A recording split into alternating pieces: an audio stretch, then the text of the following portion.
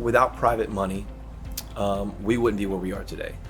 Scaling is very difficult on your own savings account, especially to grow quickly. Florida Home Exchangers has been around since 2019. We buy in the neighborhoods that we belong to and that we live in. I've, in the last 12 months, had other instances where lenders promise this or that, and find the hard way that the problem with going outside of somebody you don't know and have the relationship with is there's always roadblocks that you have to create a solution to when you didn't really have to do that if you would have just stayed where you were. I can name half the deals we've done where we wouldn't have had them because of closing times based on standard lending process. The number one thing I tell new investors, and I don't think I'm a seasoned investor by any means, is to stop waiting until you have enough money to buy a deal.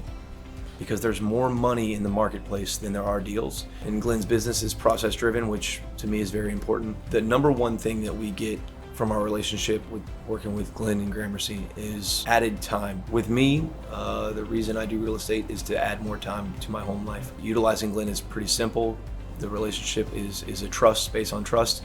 And he knows that typically we won't buy a deal unless it's gonna benefit everybody. So closing is fast, easy, simple. We know the paperwork process. On a scale of 100, I'd give him 120.